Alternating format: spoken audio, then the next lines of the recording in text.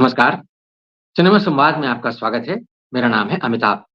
सत्य हिंदी पर सिनेमा से जुड़ी अपनी साप्ताहिक पेशकश में हम हर हफ्ते बात करते हैं सिनेमा के तमाम पहलुओं के बारे में, क्योंकि हमारा मानना है कि सिनेमा सिर्फ मनोरंजन की चीज़ नहीं है।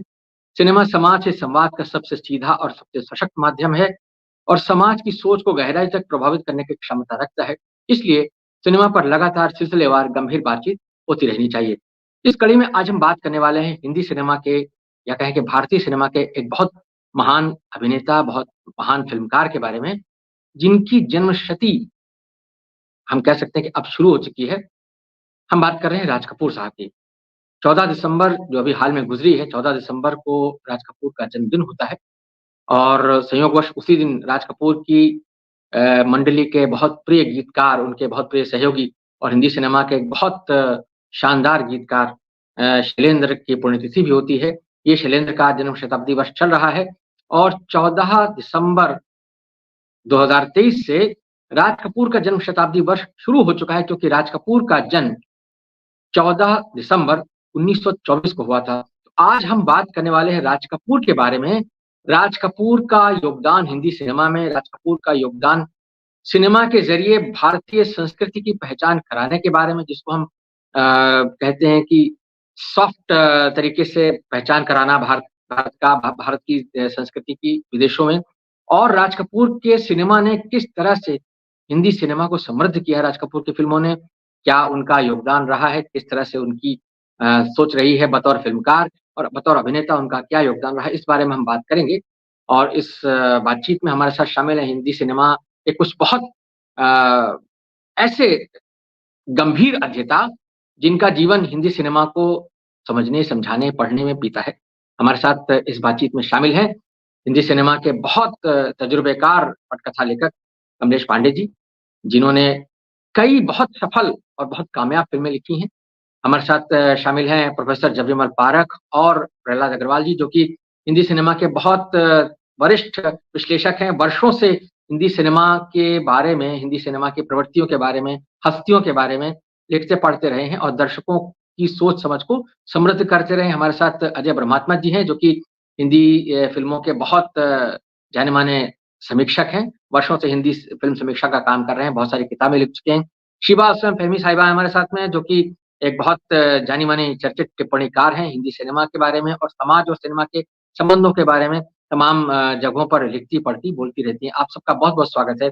कमलेश जी, बातचीत की शुरुआत मैं आपसे करना चाहता हूँ।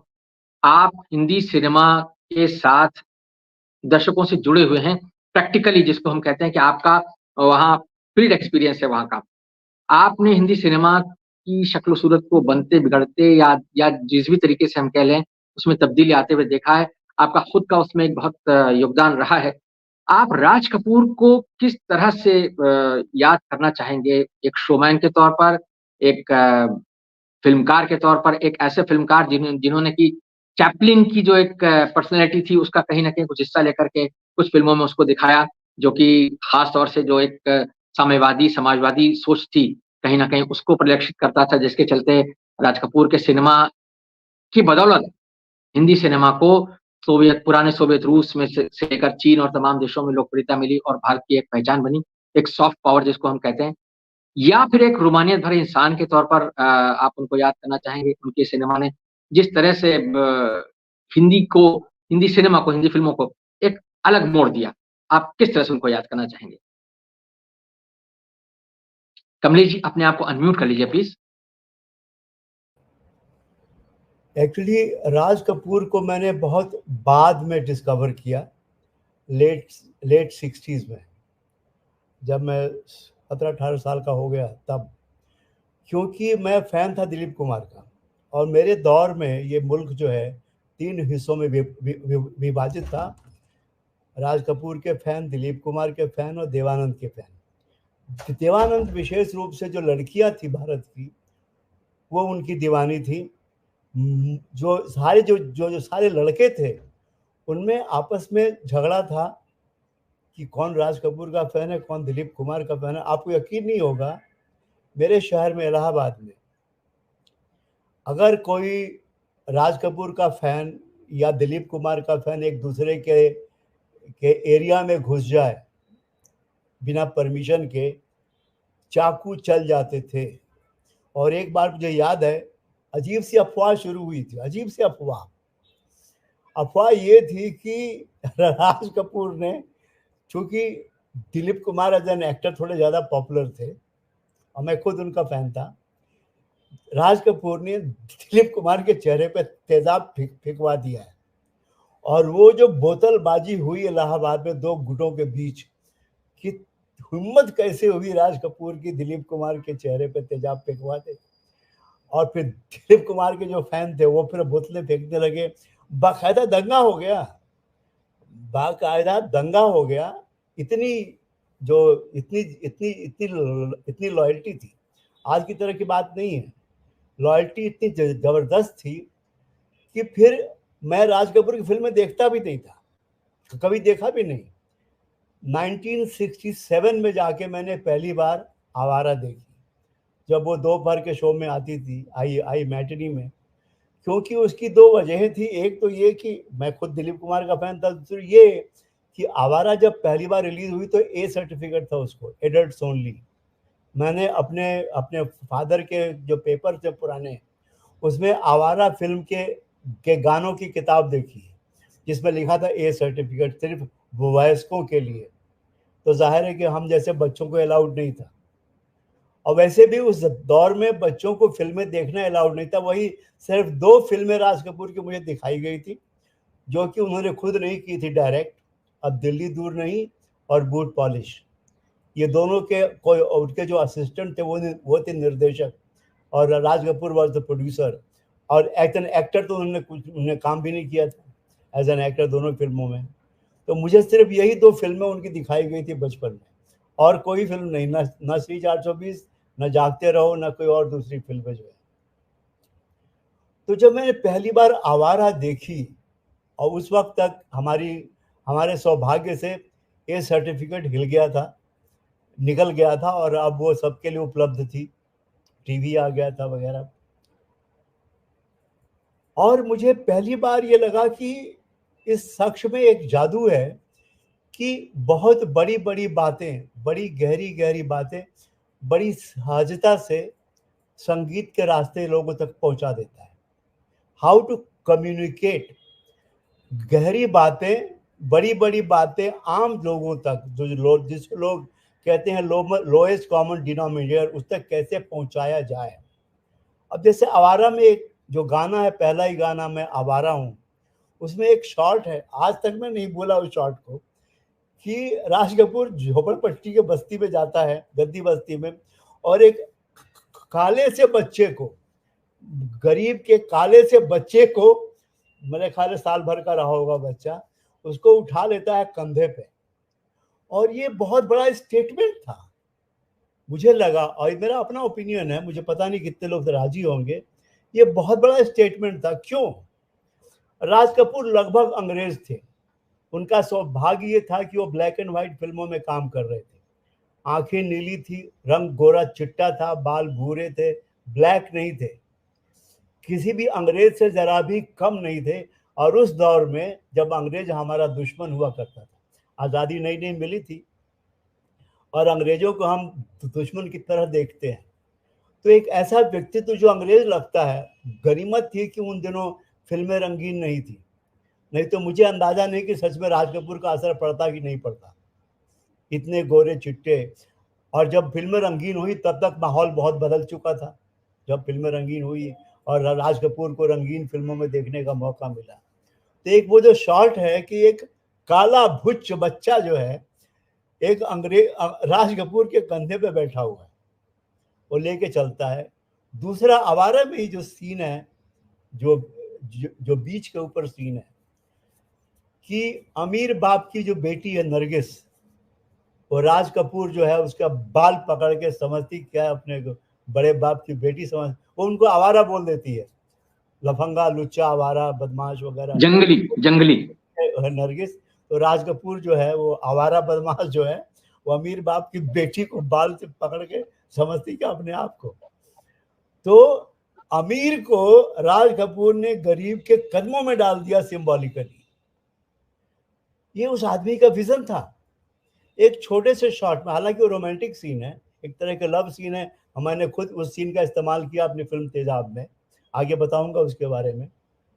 तो एक छोटे से सीन में कि एक जो अमीर लोग हैं उनको राज कपूर ने एक गरीब के कदमों में ला के डाल दिया, नरगिस को, सिर्फ एक स्त्री को नहीं, अमीर बाप की बेटी को। गरीब की बेटी होती तो शायद वो नहीं करते, क्योंकि इस एक मामले में बहुत लकी थे राज कपूर, उनके पास अब्बास साहब जैसे लेखक थे, अब्बास साठे, इंदिरा राज आनंद। और मेरा अपना अनुमान ये है कि राज कपूर ने जितना समय अपने लेखकों के साथ बिताया, शायद अपने परिवार के साथ भी नहीं बिताया होगा, क्योंकि खुद लिखे पढ़े नहीं थे, मगर लेखकों की इज्जत करना, उनको उनका सही मकाम देना, और वो उनसे काम करवाना, और अल्टीमेट जो विजन था वो तो राज कपूर का ही था। ये लोग लिख के देते थे, आइडियाज देते थे। उनके राज कपूर की फिल्मों में चाहे वो समाजवाद हो या साम्यवाद हो या जो भी आदर्शवादी जो जुमले हैं वो इन्हीं लोगों से निकले हैं। मगर एक जो विजन था राज कपूर का, एक आदर्शवादी विजन, वो उनका अपना था, और वो दिखाई पड़ता उनकी फिल्म दर फिल्म में, ही 420 में। और संगीत का जो इस्तेमाल किया राज कपूर ने, मुझे लगता नहीं कि कोई और जो है और रहा होगा निर्देशक जिसने, ठीक है गुरदत्त भी थे अपने, और लोग भी थे, बिमल रॉय थे, शानदार, सबने संगीत का बहुत अच्छा इस्तेमाल किया।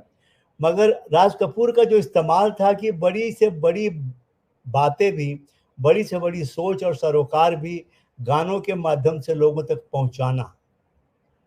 और आज तक उनके गाने जो अभी तक आज तक जिंदा हैं, और वो लकी थे कि उनके पास हसरत थे, शैलेंद्र थे, शंकर जयकिशन थे, बहुत सारी सुविधाएं थी। मेरा अपना अनुभव ये था कि बड़े इत्तेफाक है कि 1987 में जब एन चंद्रा तेजाब की कहानी लेकर मेरे पास आए, तो मैंने कहानी सुनी। मैंने कहा यार चंदू, ये तेजाब जो है, इट कुड बी आवारा ऑफ 90s, ये 90 के दशक की आवारा बन सकती है। तो थोड़ा कि क्या मतलब, ये तो कहानी वैसी नहीं है। वहां तो साफ साफ मुद्दा था कि भाई वो जो बच्चा पैदा होता है, जो आदमी माहौल से बनता है कि अपने खानदान से बनता है, आदमी को आदमी जो है खानदान बनाता है कि माहौल बनाता है, ये मुद्दा था हमारा में। और इसीलिए बेसिकली जो मुद्दा था पृथ्वीराज कपूर और के एन सिंह के बीच में पूरी कहानी थी। तो यार वो कहानी तो वो नहीं, मैंने कहा वो बात नहीं, तू ये वो जो आत्मा है, जो आवारा की आत्मा है, हमारा मुन्ना भी आवारा है, हमारा मुन्ना भी आवारा है। माहौल ने, समाज ने, उसके खिलाफ हुई नाइंसाफी ने उसे आवारा बना दिया है। और ये आवारा आज की आवारा बन सकती है तेजाब। और इसीलिए तेजाब में मैंने जानबूझ के राज कपूर को ट्रिब्यूट पेश किए हैं। मैं दो उदाहरण दूं। एक तो अगर आपको आवारा याद है, उसमें जो के एन सिंह की एंट्री है, विलेन की एंट्री, कि रास्ते सुनसान हो जाते हैं, खिड़कियां बंद हो जाती, दरवाजे बंद हो जाते हैं, लोग घरों में घुस जाते हैं, दहशत के मारे कोई बाहर नहीं निकलता, इतनी दहशत है के एन सिंह की विलेन की। तेजाब में जब अनिल कपूर मुन्ना जो है बाहर निकलता है, सड़क सुनसान हो जाती है, खिड़कियां बंद हो जाती है, दरवाजे बंद हो जाते हैं, लोग घरों में कैद हो जाते हैं। और मैं कहना ये चाहता था कि आवारा के बाद हिंदुस्तान इतना बदला है कि विलेन की एंट्री जो है अब हीरो की एंट्री होने लगी है। हालांकि किसी सो कॉल्ड जो फिल्म समीक्षक हैं उनमें से किसी का भी ध्यान नहीं गया कि मैंने कोई इंपॉर्टेंट बात कहने की कोशिश की है उस एक सीन से, कि भाई जो विलन की एंट्री थी अब वो हीरो की एंट्री क्यों बन गई है, हिंदुस्तान क्यों इतना बदल गया है, कैसे बदल गया है कि अब वो लोग उसको हीरो की एंट्री के तौर पे उसको स्वीकार करते हैं। जी कमलेश जी, आप बहुत दिलचस्प बात कह रहे हैं। हमारे बीच एक फिल्म समीक्षक मौजूद हैं, मैं उनकी टिप्पणी लूंगा बाद में। जी नहीं, जी। एक और सीन है, सुन लीजिए। थोड़ा रखिए धीरज, बहुत दिनों के बाद बुलाया आपने। दूसरा सीन है जो माधुरी और अनिल के बीच में है, जहां माधुरी उसको रिफ्यूज कर चुकी है, मना कर चुकी है कि वो किसी और के साथ जाने वाली है, और वो अनिल मुन्ना जो है उसको पकड़ के वायलेंटली, कि अपनी समझती क्या अपनी आप, तेरे को काट डालूंगा, खुद मर जाऊंगा मैं, तेरे को तुझको मैं किसी और की बाहों में नहीं देख सकता वगैरह। And I try to find the same intensity जो बीच सीन है आवारा का, राज कपूर और नरगिस के बीच में, वो इंटेंसिटी लाने की, और काफ़ी हद तक वो सीन सफल रहा, इसीलिए क्योंकि मैंने एक्चुअली जब फिल्म शुरू हुई, जब फिल्म की शूटिंग शुरू हुई, तो मैंने अनिल से कहा कि आवारा में जो राज कपूर का इंट्रोडक्शन सीन है, जब वो कोर्ट में लाया जाता है और जाली के पीछे जो उसका चेहरा है राज कपूर का, एक चेहरा, राज कपूर को एज एन एक्टर लोगों ने बहुत ज़्यादा भाव नहीं दिया है, और ये उनके साथ बहुत बड़ी नाइंसाफ़ी है। मगर आज भी वो अगर देखें राज कपूर का वो शॉट कोर्ट में, वो क्लोजअप, एक शॉट में उस पूरी फ्रस्ट्रेशन, उसका पूरा गुस्सा, उसकी पूरी उदासी, उसकी पूरी जद्दोजहद उस एक शॉट में है। तो मैंने अनिल को कहा कि जब भी तू वो कैमरा फेस करे तेजाब के लिए, वो शॉट अपने दिमाग में रखना, राज कपूर का आवारा में वो बड़ा क्लोजअप जो है, वो मुन्ना है, वो मुन्ना है। तो इस तरह मैंने अपनी तरफ तौर पे थोड़ी बहुत एक ट्रिब्यूट देने की कोशिश की, छोटा सा, राज कपूर को मिल तेजाब में। और आज भी मैं कहता हूँ कि तेजाब जो है वो आवारा थी 90s के सिनेमा की। मतलब ये कि अगर राज कपूर जिंदा होते और 90s में आवारा बनाना चाहते तो शायद वो तेजाब बनाते, ऐसा मेरा आकलन है। आई मे बी रॉन्ग, बट मेरी सोच है। लगता है अमिताभ जी गायब हो गए। जी, मेरे ख्याल से प्रहलाद अग्रवाल साहब को अगर हम लोग यहाँ शामिल करें इस स्टेज पर, इट वुड बी हाँ बिल्कुल, a continuity, it would be a good continuity. Prahlad साहब,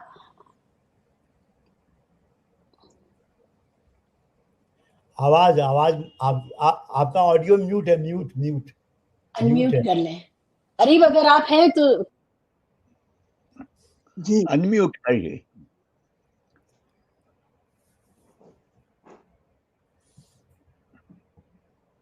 प्रहलाद जी बोलिए, आप अनम्यूट कर लीजिए। नहीं, आवाज नहीं आ रही। अब ठीक है, अभी हो गया। देखिए, मेरे जितने मित्र थे, मेरे जितने लेखक मित्र थे, बोलिए, माफी चाहता हूँ, बीच कुछ व्यवधान आ गया था तकनीकी। जी, तो मेरे जितने भी आदरणीय मित्र थे, एक मित्र तो सामने बैठे हुए हैं, जबरीमल पारख साहब। हालांकि यहाँ सबसे बुजुर्ग आदमी मैं ही हूं। जबरीमल साहब भी मुझसे 5-7 साल छोटे हैं। और जब मैं देखता हूं कि जबरीमल साहब ने बहुत बढ़िया सिनेमा पर लिखा है, और उनकी लिखी लगभग सारी किताबें मेरे पास हैं, उन्होंने भी कुछ किताबें मेरे पास भेजी। राज कपूर पर हिंदी में पहली किताब लिखने वाला मैं ही था। 1984 में वो किताब आई थी, और उसके बाद अभी तक उसके न जाने कितने संस्करण हो चुके हैं, कितने प्रकाशकों ने उसे छाप लिया है, और अभी राजकमल से इसी महीने उसका नया संस्करण आया है।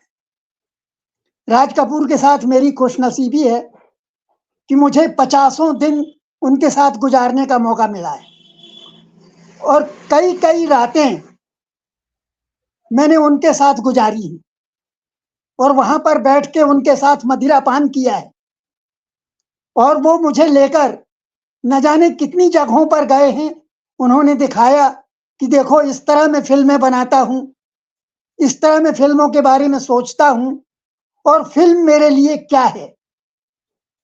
सबसे पहले मैं ये कहना चाहता हूं कि राज कपूर की तुलना किसी अभिनेता से नहीं करना चाहिए। मैंने अपनी किताब में ये लिखा है कि यदि राज कपूर खुद निर्देशक नहीं होते, यदि वो खुद डायरेक्टर नहीं होते, तो वो द्वितीय श्रेणी के अभिनेता माने जाते।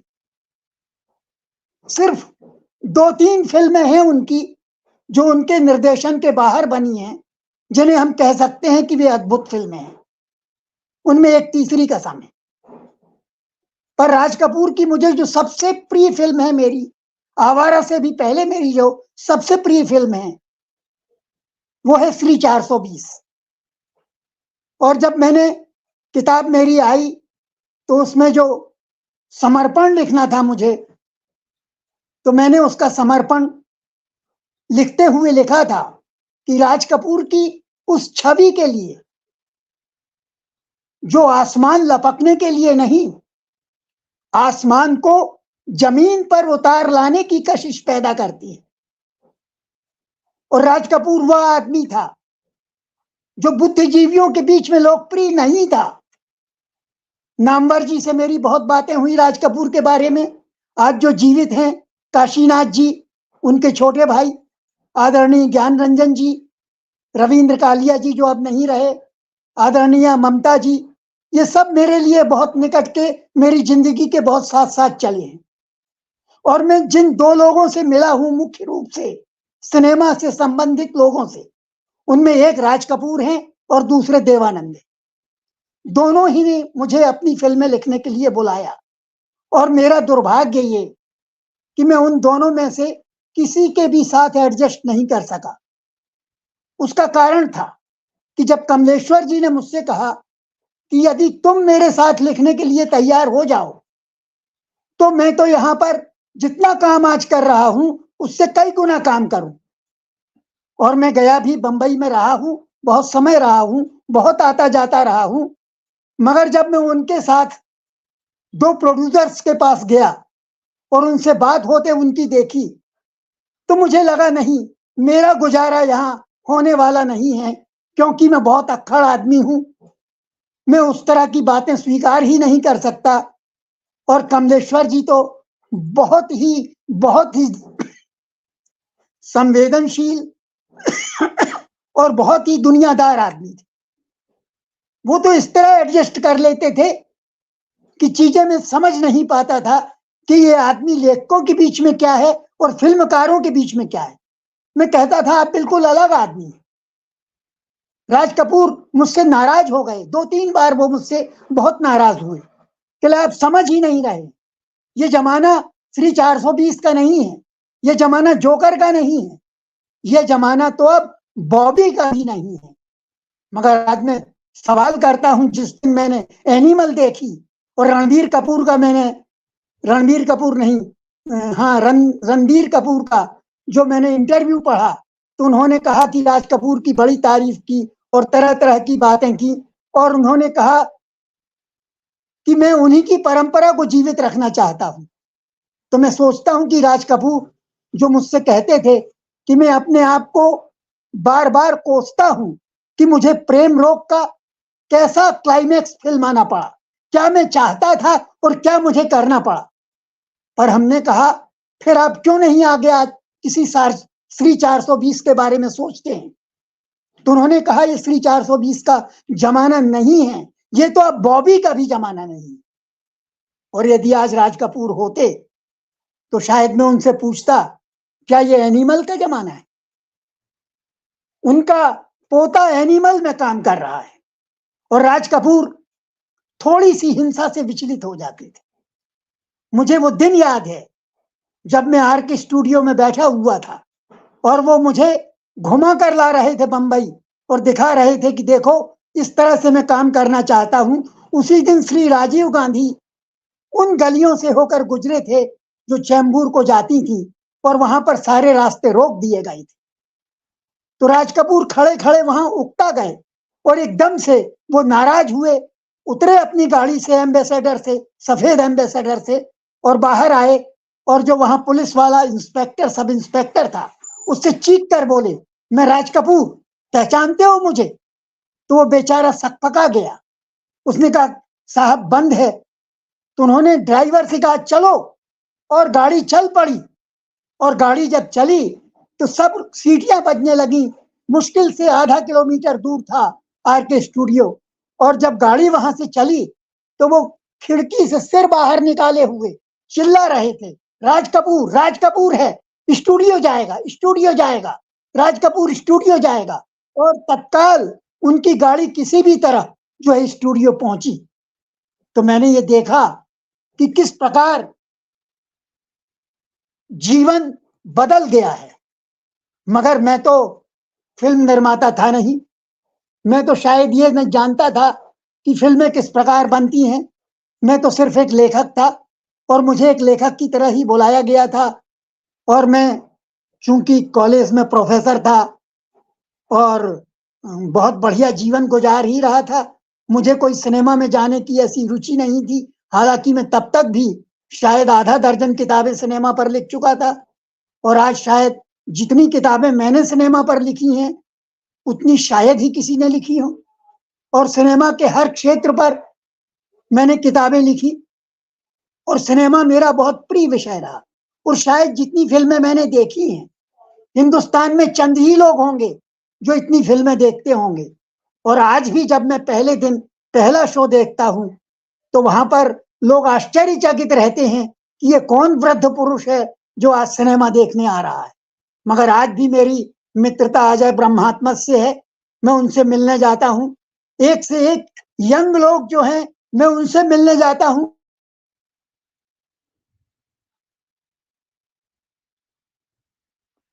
कहाँ चले गए? मेरे ख्याल से कुछ नेटवर्क का मसला है। अमिताभ साहब भी बार-बार डिस्कनेक्ट हो रहे हैं। पारेख साहब, आप मेरे ख्याल से यहाँ से संभालिए मामले को। क्यों अजय, तुम बोलोगे पहले? नहीं, अब अनम्यूट है, कर लीजिए अपने को अजय।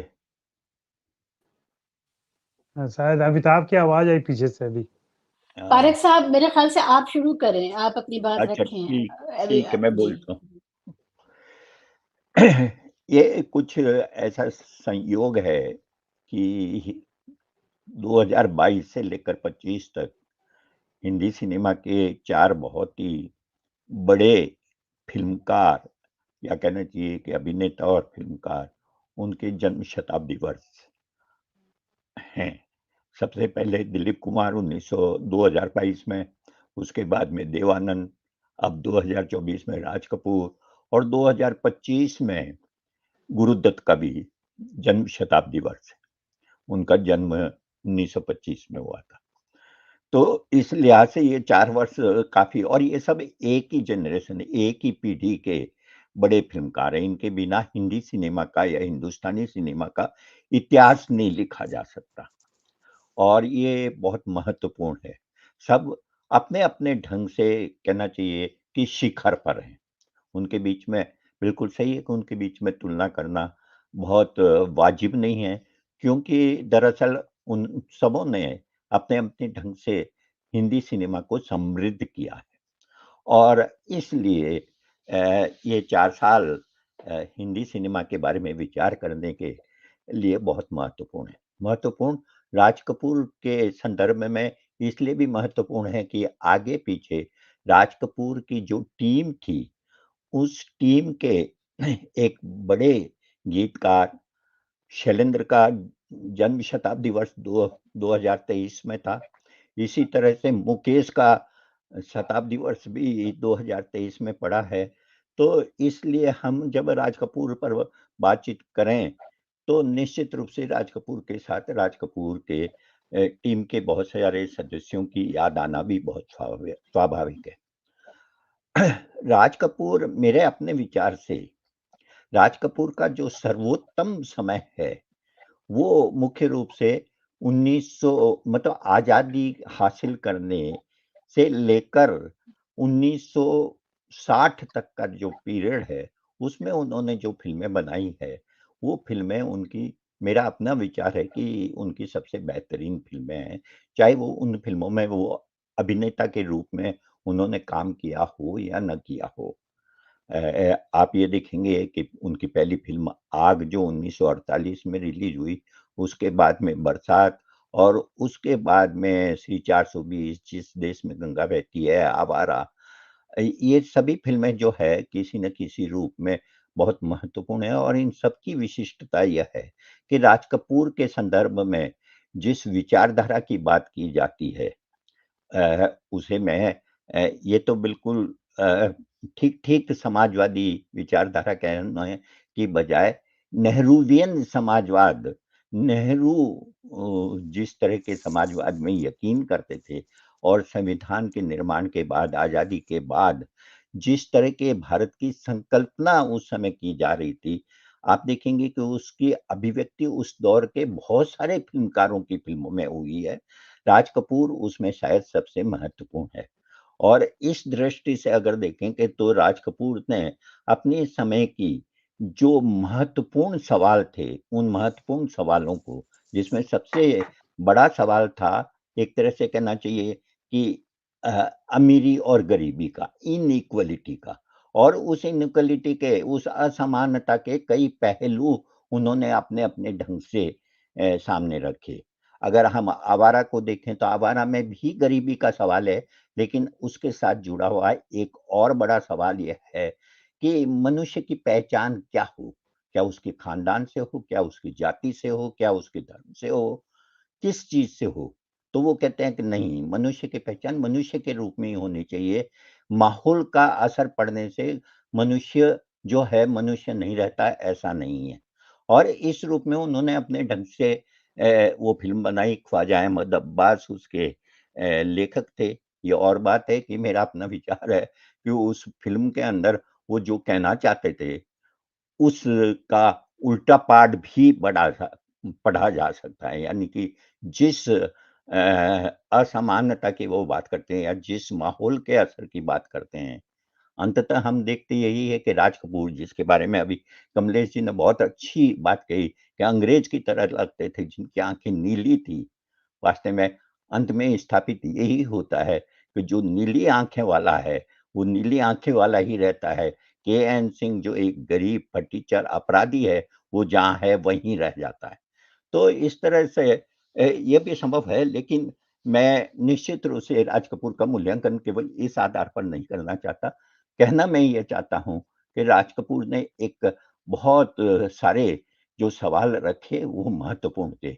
बूट पॉलिश, अब बूट पॉलिश फ़िल्म को अगर लें हम, तो उसमें उन अनाथ बच्चों की जो सड़कों पर भीख माँगते हैं, जिन्हें बूट पॉलिश करके अपना गुज़ारा करना पड़ता है। आप ध्यान रखिए, उस समय जिस समय मंडल के विरुद्ध आंदोलन चल रहा था और उस समय डॉक्टर और बड़े-बड़े इस तरह के पढ़ाई करने वाले विद्यार्थी थे, वो एक तरह से बूट पॉलिश को बहुत ही अपमानजनक ढंग से पेश कर रहे थे। उससे लगभग समझिए कि 25 साल पहले राज कपूर ने ये बताया था कि कोई काम छोटा नहीं होता और मेहनत से किया हुआ काम जो है, वो चाहे वो बूट पॉलिश का भी काम हो, वो सम्मानजनक होता पारेख है। साहब, मैं आपको रोक रहा हूँ बीच में। मैं आपको 1 मिनट के लिए रोक रहा हूँ क्योंकि आपने बूट पॉलिश का ज़िक्र किया। मुझे उस फ़िल्म का वो गाना याद आ गया, नन्हे-मुन्ने बच्चे तेरी मुट्ठी में क्या है? मुट्ठी में क्या? मुट्ठी में है अरे! तकदीर हमारी, हमने किस्मत को बस में किया है। ये जो गाना है, ये आपने बिल्कुल सही बात कही। माफ़ी चाहता हूँ आप सभी लोगों से कि मैं बीच में कुछ टेक्निकल डिस्टर्बेंस की वज़ह से गायब हो गया स्क्रीन से। लेकिन जो आप बात कह रहे हैं राज कपूर के सिनेमा के संदर्भ में, बूट पॉलिश का आपने ज़िक्र किया, तो एक तो ये गाना, दूसरा उसमें जो वो एक जो यतीम बच्चों का जो गाना है, वो अपने आप में इतना मार्मिक है।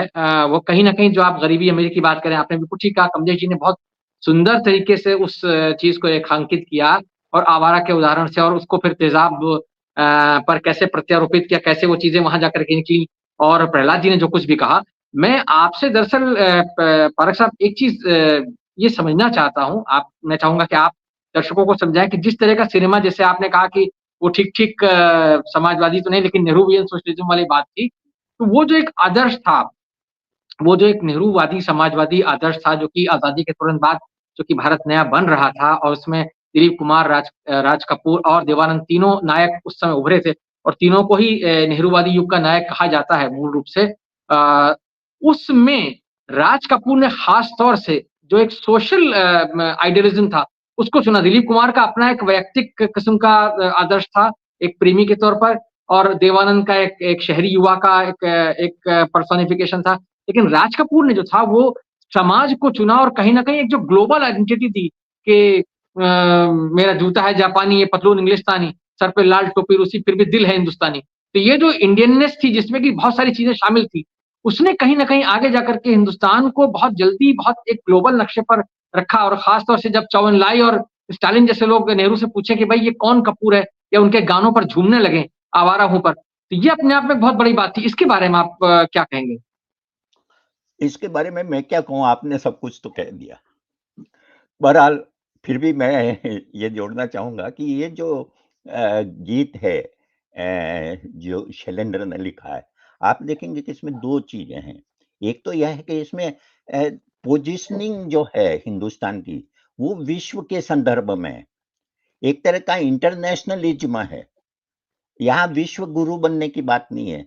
यहाँ यह है कि हम किस तरह से इस दुनिया में, जिसमें तरह-तरह की संस्कृतियाँ हैं, तरह-तरह की सभ्यताएँ हैं, उसके बीच में हमारा भी वजूद है। अगर हमने दूसरों से लिया है, तो कोई शर्म की बात नहीं है, क्योंकि उन सब के बावजूद हम हिंदुस्तानी रहेंगे। तो ये मेरे ख़्याल जो एक मैं नेहरूवादी समाजवाद की बात इसलिए कह रहा था कि ये संदर्भ है नेहरू के साथ में, कि नेहरू केवल एक राष्ट्रवादी नहीं थे। वो आजकल के अर्थ में तो राष्ट्रवादी थे भी नहीं। इस तरह के राष्ट्रवाद के तो वो विरोधी थे, लेकिन वो एक अंतर्राष्ट्रीयतावादी भी थे। वो पूरी दुनिया को सामने रख कर बात करते थे और उसका असर आप देखेंगे कि राज कपूर की फ़िल्मों पर भी दिखता है। शैलेंद्र जो निश्चित रूप से राज कपूर की तुलना में मैं कहूँगा कि ज़्यादा सोशलिस्ट कहे जा सकते हैं। उनके गानों में देख सकते हैं। बूट पॉलिश की जब मैं बात कर रहा था, बूट पॉलिश के गीत ही नहीं, बूट पॉलिश में आपको ध्यान हो तो उसकी जो वो छोटी बच्ची है, वो नाल। छोटी बच्ची डेविड से एक दिन पूछती है कि चाचा चाचा हमें भूख क्यों लगती है? ये एक बहुत बड़ा सवाल है। और दूसरी बात यह है कि मैं बूट पालिश की चर्चा इसलिए कर रहा हूँ कि लोग अब भूल गए हैं। बूट पालिश में मुख्य संघर्ष यही है उन बच्चों का कि हम भीख नहीं माँगना चाहते, हम काम करना चाहते हैं। हमें काम चाहिए। ये एक बहुत बड़ा सवाल है। ये आत्मसम्मान का सवाल, ये मानव गरिमा का सवाल है और इस चीज़ को उन्होंने पेश किया। यही चीज़ आप देखेंगे कि अच्छा दूसरी चीज़ राज कपूर की जिसकी तरफ मुझे ध्यान नहीं, मेरे ख्याल ध्यान तो गया ही होगा लोगों का, कि हर फ़िल्म में जब वो कोई समस्या को केंद्र में रख कर फ़िल्म बनाते थे और समस्या सामाजिक समस्या होती थी, तो उसका अंत में समाधान भी देते थे। और वो समाधान भी नेहरूवादी ही होता था। वो आइडियलिज़्म का होता है। आप देखेंगे बूट पॉलिश में अंत में क्या होता है, बूट पॉलिश में ये सजेशन दिया गया है, सुझाव दिया गया है कि इस तरह के अनाथ बच्चों को जो है स्वीकार किया जाना चाहिए, ग्रहण किया जाना चाहिए, गोद लिया जाना चाहिए। इसी तरह से आप देखेंगे कि श्री 420 में जो मकान की समस्या है, उस मकान की समस्या का हल ये बताया गया कि अगर कोऑपरेटिव बनाई जाए, सहकारी संस्थाएँ बनाई जाए, तो गरीबों के मकान की समस्या भी हल हो सकती है। इसी तरह से जिस देश में गंगा बहती है, मैं वो एक हल और ये सब मतलब ये नहीं मैं कहना चाहता कि ये समस्या बिल्कुल आदर्शवादी है। ये कहीं न कहीं उस दौर में सरकारी प्रयासों से भी ऐसा हो रहा था। कई इस तरह की योजनाएँ बन रही थी और इस तरह से सामने रखा जा रहा था। मेरे कहने का मतलब यह है कि ये जो सवाल इन्होंने राज कपूर ने अपनी फ़िल्मों के माध्यम से रखे, ये सवाल रखे, उन्हें यथार्थ रूप से रखा, लेकिन उनके सामने हमेशा जैसा कमलेश जी ने कहा कि उस काले बच्चे को उन्होंने गोद में लिया था, वही लोग थे और उन्हीं को ध्यान में रखा और मेरा तो यहाँ तक कहना है कि 1-2 अपवाद फ़िल्में हो सकती है, लेकिन उन्होंने हमेशा जो गरीब है, जो पद-दलित है, एक एक्टर के रूप में भी उसका अभिनय करते हुए वो ज़्यादा सहज दिखाई देते हैं। ये महज़ संयोग नहीं है कि 1966 में तीसरी कसम में वो वह रोल करते हैं, एक किसान का, एक गाड़ीवान का रोल करते हैं, एक गरीब गाड़ीवान का और उसमें वो बहुत ही स्वाभाविक और सहज लगते हैं। और वो जी। उससे पहले की फ़िल्में देखिए 1900 स 60-70 तक इवन मेरा नाम जोकर में भी जोकर जो है, वो एक गरीब, एक कहना चाहिए कि पद-दलित व्यक्ति है। तो इस रूप में राज कपूर ने ये जो नेहरूवियन समाजवाद है उसको अंदर से जज्ब किया था, और उसी के कारण उनकी जो फिल्में हैं, उन्होंने जो टीम बनाई और उसके माध्यम से जो उन्होंने काम किया वो लाजवाब था। निश्चित रूप से 1965-66 के बाद में धीरे-धीरे वो टीम जो है वो टूट गई, कुछ की मृत्यु हो गई, कुछ एक तरह से कहना चाहिए कि शायद उतने सक्रिय नहीं रहे। लेकिन राज कपूर की फिल्में उस पूरे नेहरू युग के दौर की फिल्मों या नेहरू युग की का जो कंट्रीब्यूशन है हिंदी सिनेमा का, उसका सर्वोत्तम अगर देखना हो तो निश्चित रूप सर्वोत्तम में एक बड़ा नाम राज कपूर और उनकी फिल्में हैं। शुक्रिया पारेख साहब, आपने अपनी टिप्पणी में बहुत विस्तार से राज कपूर के सिनेमा और नेहरूवियन सोशलिज्म से उनके जुड़ाव और उसके प्रतिबिंबन के बारे में आपने बताया। मैं शिवा जी आपके पास आऊंगा, क्योंकि राज कपूर की फिल्मों और उनके चित्रण के बारे में बात हो रही है।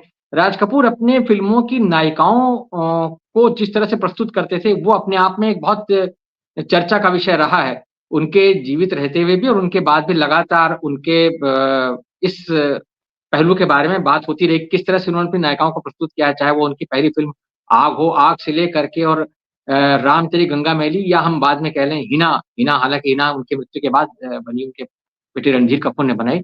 लेकिन जिस तरह से उन्होंने पेश किया, उसके बारे में आपकी राय जानना चाहूंगा। और खास तौर से जो एक जिस सीन का जिक्र अभी कमलेश जी ने भी किया और उसको तेजाब वाली इसमें भी जोड़ा उन्होंने, वो जो एक बात है जिसको हम आज की तारीख में मतलब टॉक्सिक मैस्कुलिनिटी कह रहे हैं, या एनिमल का जिक्र अभी प्रहलाद जी ने भी किया था, वहां जो चीज दिख रही है, तो क्या कहीं ना कहीं वो जो चीज है, जो एक स्विम सूट वाली नायिका है नरगिस आवारा की, उसको जब वो जंगली कहती तो वो उसको तमाचा मारते हैं स्क्रीन पर, और वो जो बात आई कि हाँ तुम अपने आप को क्या समझती हो, वहां से जो चीज शुरू होती है, वो क्या आज तक यहाँ चली आ रही है? उसी का मतलब हम बिगड़ा हुआ रूप देख रहे हैं। तो क्या राज कपूर जो है वो उसके कसूरवार भी कहलाए जाएंगे, या जो एक ऑब्जेक्टिफिकेशन की बात आती है स्त्री पात्रों के या नायिकाओं के, उसके लिए भी उनको कहीं ना कहीं कटघरे में खड़ा किया जाएगा? क्योंकि राज कपूर पर ये इल्जाम लगता रहा है सफेद साड़ी में अपनी नायिकाओं को प्रस्तुत करने का, ह्यूमन इन वाइट जो उनका एक ऑब्सेशन रहा है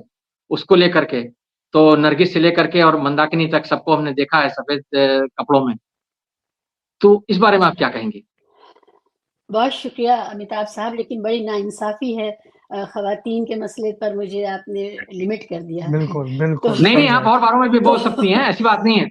आप और मुद्दों पर भी बोल सकती हैं, पहलुओं पर भी बोल सकती हैं। मैंने आपको इसलिए इस मुद्दे पर कहा क्योंकि मुझे लगा कि आप शायद इस चीज को सबसे बेहतर एक्सप्लेन कर पाए। जी, वो तो खैर मैं ज़रूर टच करती ही, अदरवाइज़ भी करती, लेकिन बहरहाल इतनी गहरी बातें सुनी हैं राज कपूर साहब के बारे में। मैं ताहम बाद के जो राज कपूर हैं उनके बारे में बात करूँगी। लेकिन एक चीज़ ये कि मेरी कॉन्शियसनेस में राज कपूर साहब की शख्सियत उस दिन बैठी है, जिस दिन दादा साहब फाल्के के बाद उनकी तबीयत ख़राब हुई और वो गुज़र गए। तो एकदम से मतलब क्योंकि हम उस दौर के बच्चे थे कि अगर दूरदर्शन पे जिस दिन black and white TV film आती थी संडे को, तो मुँह सा बन जाता था, क्योंकि अपने पास कोई उस वक़्त वीसीआर आया भी नहीं था और बाद में भी नहीं था। तो ये लगता था कि एक ही ज़रिया था एक मनोरंजन का, और उस दिन ब्लैक एंड व्हाइट फ़िल्म आ गई। अब पापा बहुत समझाते थे कि नहीं ये वाली फ़िल्म बहुत ज़रूरी है, मतलब मुग़ल-ए-आज़म तक के लिए मुँह बन जाता था कि क्या मुसीबत है, ये क्यों आ गई? लेकिन जब दादा साहब फाल्के अवार्ड हुआ और उसके बाद उनकी सेहत खराब हुई और जिस तरह से फिर वो गुजर गए, और उनका जो जनाजा जिस शान शौकत और जिस एहतराम के साथ गया, उससे पहले का ऐसा दृश्य मुझे इंदिरा गांधी के गुजरने का याद है, जिसमें एक बहुत बड़ी गाड़ी में हैं वो, और वो बहुत बड़े-बड़े लोग वहाँ हैं, और इनका जो इनके वो है जिसमें शव है, उसमें दिलीप कुमार साहब और सारे बड़े-बड़े लोग हैं उस वक़्त के मौजूद। तो ये एहसास हुआ कि कोई बहुत बड़ी शख्सियत थे राज कपूर साहब। वरना इससे पहले, जैसा कि शुरुआत में कहा कि दिलीप कुमार वर्सेस राज कपूर की डिबेट हमारे घर में भी बड़ों के बीच में, पेरेंट्स के बीच में ही सुनी थी। और हमेशा ये लगता था जैसे, मेरा इंप्रेशन भी यही है कि जैसे दिलीप कुमार साहब जो है वो मर्यादा पुरुषोत्तम रहे, और राज कपूर साहब श्री कृष्ण के जैसे मल्टी डायमेंशनल पर्सनैलिटी, और वो ज्यादा आजाद रहे अपनी शख्सियत को बाहर लाने में। तो ये वाला एक था कि दिलीप कुमार आइडियलिस्ट ज्यादा है। लेकिन जब ये घटना घटी तो, और उनके ऊपर बहुत सारे कार्यक्रम, दूरदर्शन के लंबे लंबे कार्यक्रम आए, और दूरदर्शन ही होता था, वही देखते थे बैठ के। तो एकदम से कॉन्शियसनेस में शैलेंद्र साहब, मुकेश साहब और ये सारे लोग बेवस्त हो गए, और लगा कि कितना बड़ा काम करके ये लोग गए हैं। तो वहां से मैं शुरू करती हूँ कि उससे वहां से शुरू होता है। लेकिन उसी वक्त में, बल्कि उससे थोड़ा पहले, मुझे याद है कि उनकी फिल्मों को लेकर के हश होता था, और ये होता था कि वो बच्चों के साथ नहीं देखनी। कौन सी फिल्म नहीं देखनी है बच्चों के साथ? वो राम तेरी गंगा मैली, वो जो कुछ सीन ऐसे हैं जो नहीं देख रहे हैं, बच्चों के साथ नहीं देखने। सत्यम तो शिवम ये सुंदरम। उस वक्त तो हम बस पैदा ही हुए, तो वो बहुत पुरानी बात हो गई। लेकिन राम तेरी गंगा मैली तो मतलब हमारे ऐसी फिल्म थी कि जब हम फिल्म देखने जाने लगे थे, और ये था कि फिल्में देखना भी एक बड़ा मजेदार काम है, जाना है। लेकिन राम तेरी गंगा मैली वॉज अ सुपर हिट, लेकिन जाना नहीं है, ये वाली कॉन्शियसनेस। तो अब यहाँ से महिला का, मुझे ये लगता है कि राज कपूर साहब की पर्सनैलिटी में एक बहुत इसरार था, बहुत आग्रह था कि फिल्म अच्छी भी हो, सामाजिक भी हो, लेकिन कामयाब भी हो।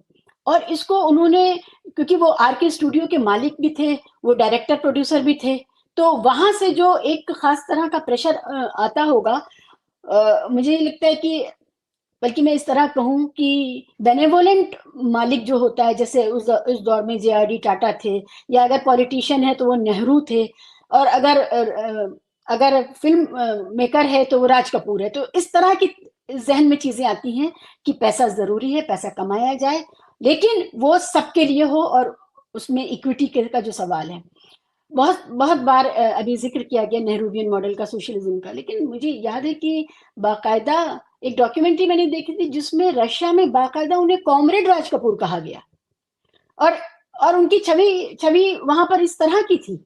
तो और अभी 2018 में मैं उज्बेकिस्तान में थी, ताशकंद में, और वहाँ बहुत बड़े 5 स्टार होटल में लाइव म्यूजिक में उनके गाने चल रहे थे।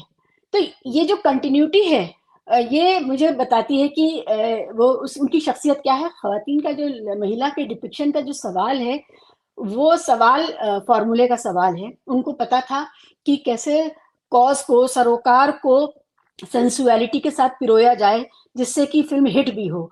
जो हिट उन्होंने पर्सनली जोकर में लिया था, उसके बाद उन्होंने, हम सब जानते हैं ये उनके बारे में, कि फिर बॉबी, और फिर प्रेम रोग, या ये वाली आपकी सत्यम शिवम सुंदरम, राम तेरी गंगा मैली, हर जगह उनको पता था कि भारत की जो भीड़ है, जो आगे बैठ करके सीटी बजा करके फिल्म देखती है, उसके जहन की एक बात उन्होंने नब्ज पकड़ ली थी कि ये होना चाहिए। और महिला का जीना, सफेद पानी में भीगा हुआ शरीर, सफेद कपड़ों के पीछे का, या सत्यम शिवम सुंदरम का, ये सब उन्होंने बहुत खूबसूरती से आर्टिस्टिकली इरोटिक फॉर्म में एक्सप्लोर किया है। उनके यहाँ सेक्स नहीं है, लेकिन इरोटिसिज्म बहुत है, और वो बहुत रचा गया इरोटिसिज्म है।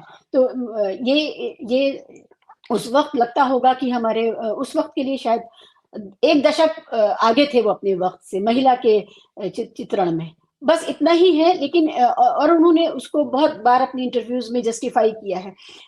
मगर जो ज्यादा बड़ी बात है कि महिला को केंद्र में रख के उन्होंने जो फिल्में बनाई, और वो इस प्रेशर से बाहर रहे कि ढिशुम ढिशुम करेगा उनका हीरो एक मुक्के से 10 को गिराएगा, 10 विलेंस को गिराएगा।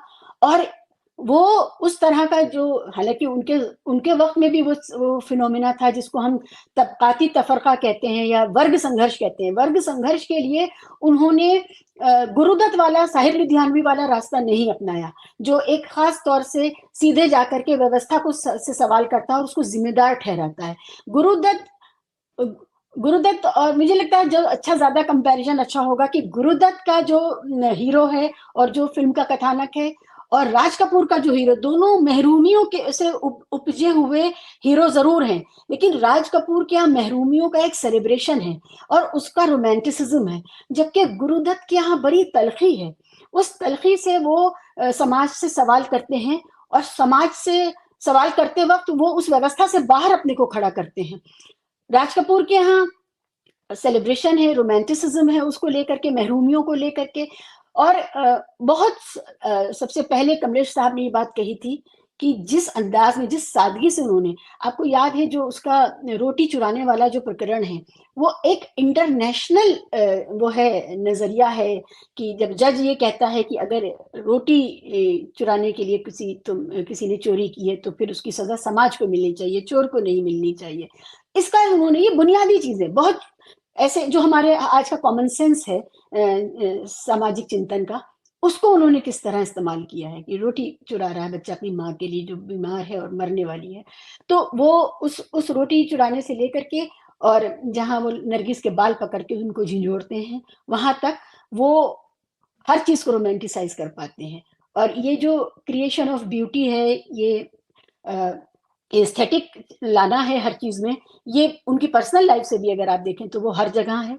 उनकी अपनी पत्नी से लेकर के उनकी हीरोइनें उनके साथ जब होती थी तो सफेद ही पहना करती थी, और ये एक शर्त जैसी थी उनके लिए, चाहे वो जयंतीमाला हो चाहे वो मंदाकिनी हो, तो यहाँ तक उन्होंने उसको लेकिन एक मर्दवाद है उनके यहाँ, ओनरशिप है, और ये निजी जिंदगी से लेकर के फिल्मों तक है।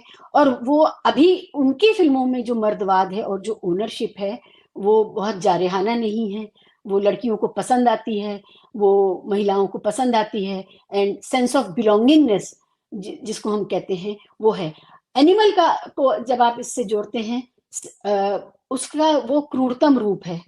और ये इत्तेफाक है कि राज कपूर के एक पोते की एनिमल और दूसरे नवासे की आर्चीज दोनों एक साथ आई हैं। तो आर्चीज में जो उनका नवासा है, नंदा साहब का बेटा, उनकी बेटी का अगस्त्य नंदा, ग्रैंड चाइल्ड अगस्त्य नंदा, वो और खुद आर्चीज से मुतासिर थे राज कपूर साहब, आर्चीज पढ़ा करते थे। उन्होंने आर्चीज की पिक्चर बुक क्रिएट की है बॉबी में। अगर आप देखें जो पूरा डिपिक्शन है डिम्पल का, तो वो आर्चीज से सीधा लिफ्ट किया गया है। वक्त के साथ समाज के साथ चल रहे थे और जानते थे कि जो जोकर के बाद तो उन्होंने कभी पीछे नहीं देखा इस लिहाज से। तो जो आर्चीज को अपनाना और फिर इस समय आवारा का, तेजाब का बिगड़ा हुआ रूप हमारे सामने है एनिमल, और दूसरी तरफ आर्चीज है जो बिल्कुल एज इट इज लाया गया, जिसको क्रिटिक कह रहे हैं कि बहुत ज्यादा बुकिश हो गया है। लेकिन ठीक है, राज कपूर की जो अहमियत है वो एनिमल और आर्चीज दोनों का इस समय इस हमारे बीच में मौजूद होना बताता है कि वो इंसान बहुत देर तक हमें मुतासिर करता रहेगा।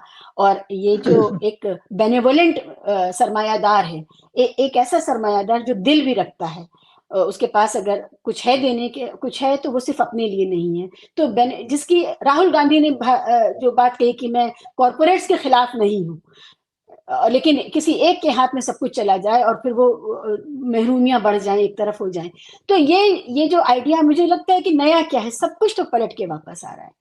तो यहाँ से मैं सोचती हूँ कि उनको देखा जाए। और Raj Kapoor was a very smart businessman. उन्हें पता था कि शैलेंद्र साहब उनके लिए कितने ज़रूरी हैं, और उस बेहतरीन इस्तेमाल किया उन्होंने शैलेंद्र साहब के टैलेंट का।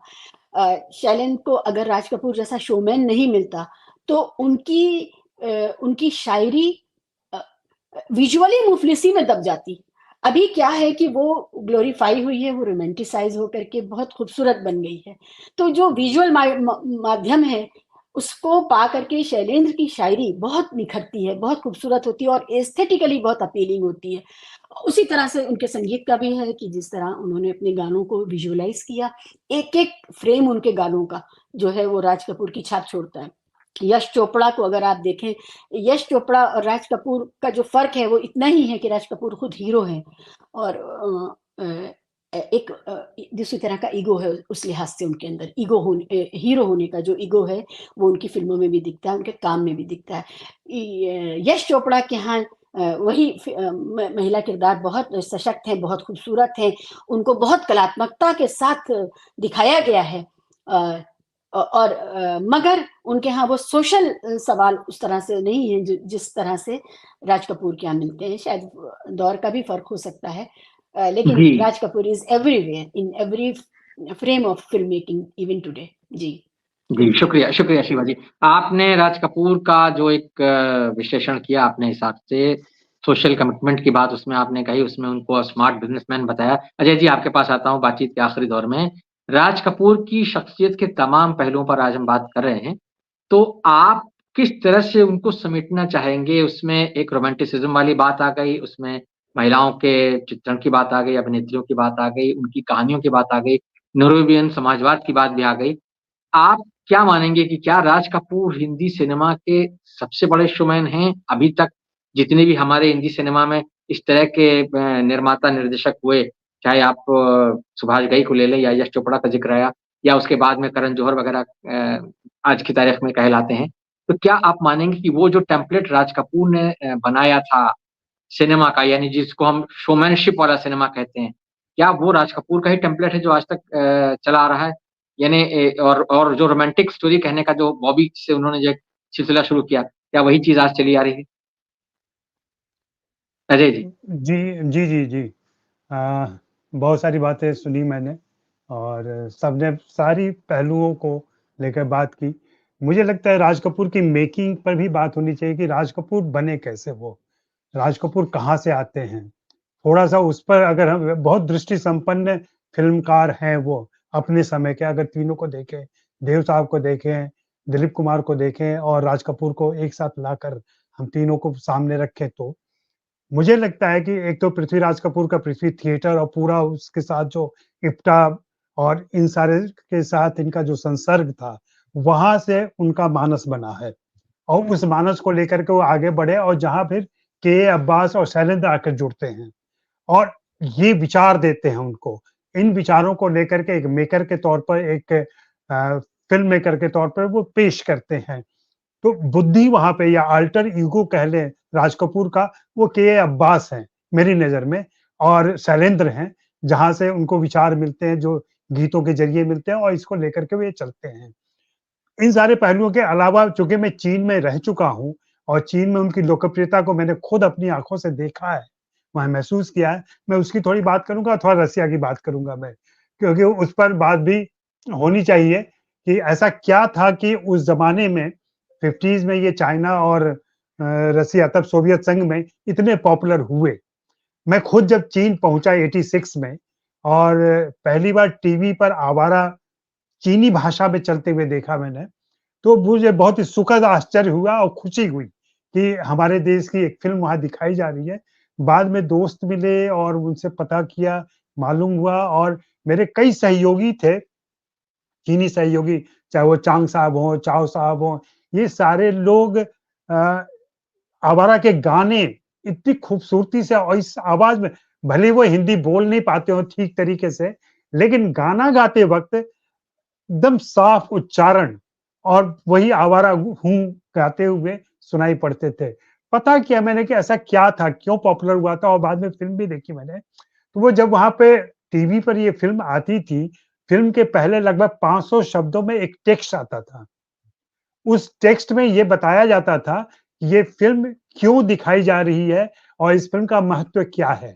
उस फिल्म के महत्व में जो सारी बातें आप लोगों ने की है कि परवरिश और परिवार, इसमें क्या फर्क होता है और कैसे मनुष्य बनता है, वहां उस बात पे एम्फेसिस रहता था। पूरे उस 500-400 शब्दों के जो टेम्पलेट एक दिया जाता था वहां पे, और ये पता चला चूंकि वो आयरन कर्टन बन चुका था आयरन, और मुक्ति के बाद से विदेशी संबंध उनका खत्म हो गया था, हॉलीवुड की फिल्में नहीं आ रही थी, खुद चीन के अंदर फिल्में नहीं बन पा रही थी। वैसे समय में ये फिल्म जब इंपोर्ट की गई थी तो 2 बीघा जमीन भी गई थी, ये भी गई थी और भी फिल्में गई थी, लेकिन सबसे ज्यादा पॉपुलर ये फिल्म हुई क्योंकि इसको माओ ने खुद पसंद किया था।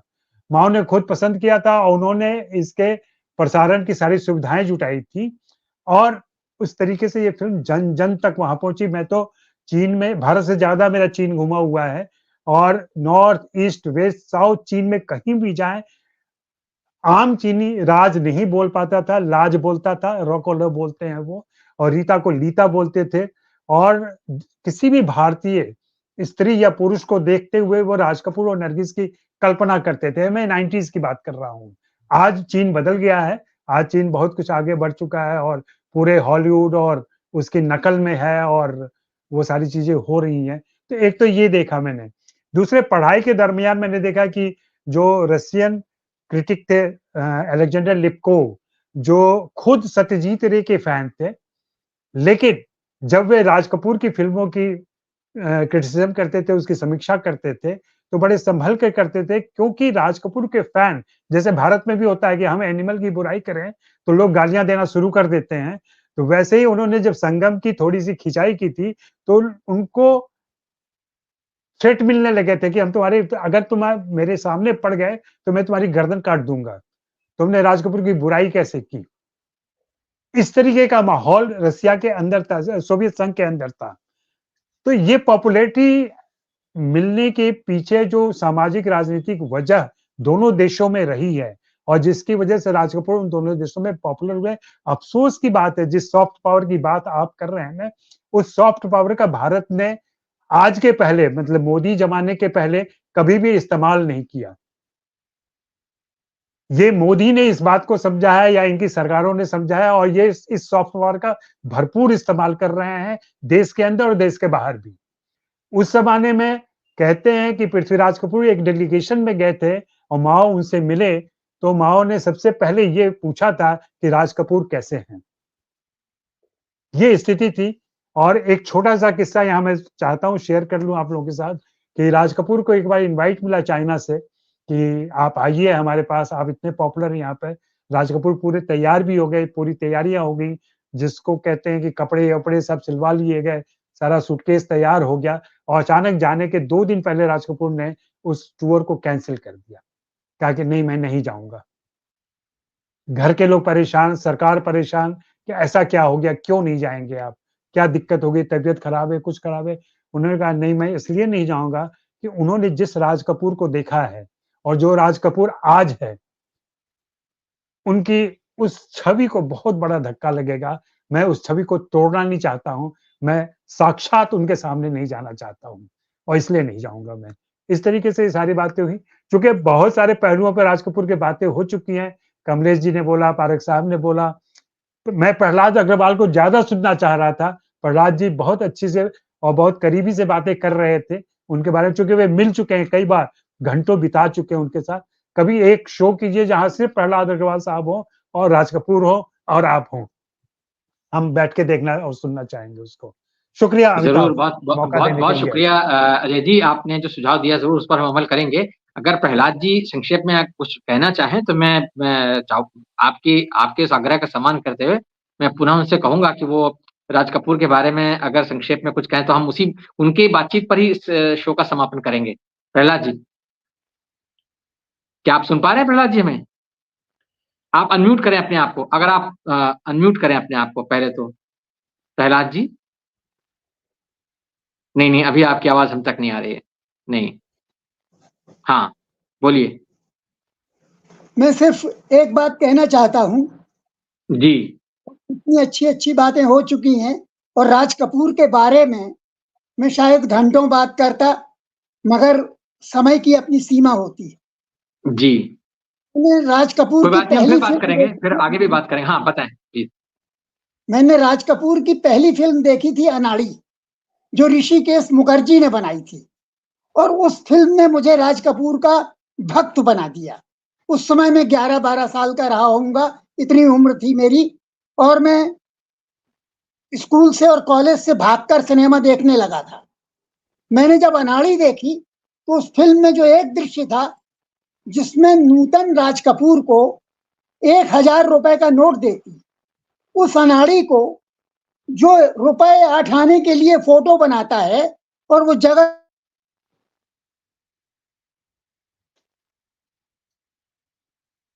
फिर से दिक्कत हो गई। हाँ, उनके सिग्नल में समस्या है। मुझे लगता है प्रहलाद जी के, हाँ, तकनीकी समस्या है उनके एंड पर, इसलिए हम उनसे चलिए यहीं बातचीत नहीं खत्म कर पा करते रहे हैं। हैं। जी जी। जी, जगह जी, जी। घूमकर हमें फोटो बना बातचीत रहा। प्रहलाद जी, मुझे लगता है आपका आपके छोर पर जो है वो तकनीकी समस्या है कुछ, आप याद रखिए। अपनी बात नहीं रख पा रहे हैं। कोई बात नहीं, हम आगे आपसे बात करेंगे। आज की बातचीत फिलहाल हम यहीं खत्म करते हैं। आप सबने बहुत विस्तार से राज कपूर की शख्सियत के तमाम पहलुओं पर, उनके काम के बारे में बहुत अच्छी तरीके से दर्शकों को वाकिफ कराया, उनको राज कपूर के काम से परिचित कराया। लेकिन राज कपूर का काम और उनके बारे में इतनी बातें हो सकती जैसे कि हम सब यहाँ कह रहे हैं, क्योंकि उनकी शख्सियत के बहुत सारे पहलू, उनकी निजी जिंदगी के बहुत सारे पहलू हैं, और उस दौर की बहुत सारी ऐसी बातें। कमलेश जी, आप इतने अनुभवी पटकथा लेखक हैं, आपने उस दौर को काफी हद तक नजदीक से भी देखा होगा, सिनेमा को आपने बहुत नजदीक से देखा है। अजय जी, आपने पत्रकारिता के दौरान उन चीजों को देखा है, कपूर फैमिली को देखा है। एक पूरा एक सिस्टम है पृथ्वीराज कपूर से लेकर के आज रणबीर कपूर तक जो चला आ रहा है, और जिस तरीके से कैसे एक खानदान बना है, और वो हिंदी सिनेमा का कैसे एक बहुत बड़ा स्तंभ बन गया। तमाम सारी बातें, तमाम सारी चीजों पर बात हो सकती है, लेकिन चूंकि ये राज कपूर का जन्म शताब्दी वर्ष शुरू हो चुका है, इसलिए हम फिर करेंगे। राज कपूर के बारे में हम लगातार बात करेंगे और बात करेंगे, क्योंकि राज कपूर निसंदेह हिंदी सिनेमा के सबसे उल्लेखनीय फिल्मकारों में से हैं। और जैसा कि कमलेश जी पहले भी हमारे कार्यक्रमों में कह चुके हैं, अभिनेता के तौर पर राज कपूर का मूल्यांकन बहुत ज्यादा नहीं हुआ है। और तीसरी कसम पर जब हमने बात की थी, तो मुझे याद है कमलेश जी की टिप्पणी, जो उन्होंने बहुत अच्छी बात कही थी कि तीसरी कसम जो है, राज कपूर एक अभिनेता के तौर पर कितना उत्कृष्ट काम है उनका, जिसका कि जिक्र आज पारक साहब ने भी किया, ये एक सामने लेकर आता है। तो हम इन तमाम पहलुओं पर आगे भी बात करेंगे, लेकिन फिलहाल आज की बातचीत के लिए आप सबका बहुत बहुत शुक्रिया। दर्शकों का भी बहुत बहुत धन्यवाद कि उन्होंने बहुत सब्र के साथ इस बातचीत को देखा।